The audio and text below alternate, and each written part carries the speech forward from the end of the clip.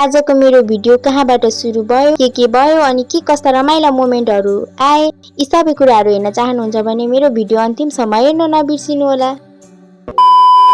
So hello everyone, welcome back to my day 10 mini vlog. I hope हजुरहरू सबैजना सन्चै हुनुहुन्छ होला अनि म पनि एकदम सन्चै छु।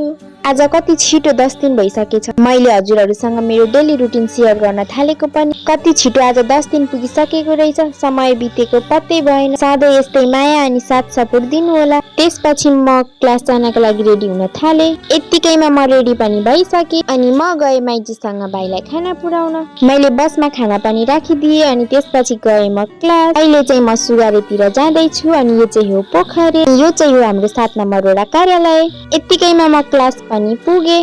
क्लासमा चाहिँ सबैजना प्र्याक्टिकल गर्दै हुनुहुन्थ्यो अनि म पनि प्र्याक्टिकल गर्नु थाले। आज मैले चाहिँ पासपोर्ट साइज फोटो बनाउनका लागि प्र्याक्टिस गर्दै थिएँ। यदि हजुरहरूलाई पनि यस्तै फोटो चाहिन्छ भने सुप्रिम टेक्नोलोजी एन्ड ट्रेनिङ सेन्टरलाई सम्झनुहोस्। यता चाहिँ हुँदै थियो ल्याङ्ग्वेज क्लास अनि मैले चाहिँ हल्का टिचिङ प्र्याक्टिस गरेँ। यत्तिकैमा सबै काम सकेर म गएँ बजार। उता चाहिँ छिन् जास्मिन। हामी दुईजना चाहिँ गफ गर्दै गर्दै बजार जाँदैछौँ अनि यो चाहिँ हो हाम्रो सालघारीको मन्दिर। हजुरहरू पनि आउनु होला एकचोटि दर्शन गर्नको लागि। यत्तिकैमा मैले चाहिँ मेरो साथीलाई पनि भेटेँ। धेरै समयपछि भेट भएको थियो उसँग पनि। एकछिन उसँग पनि गफ गरेँ अनि त्यसपछि गएँ म चोकतिर। अनि यो चाहिँ हाम्रो दुधौली बजारको मेन चोक अनि हामी चाहिँ गयौँ सबैजनाको मन पर्ने खाजा चटपटे खानु।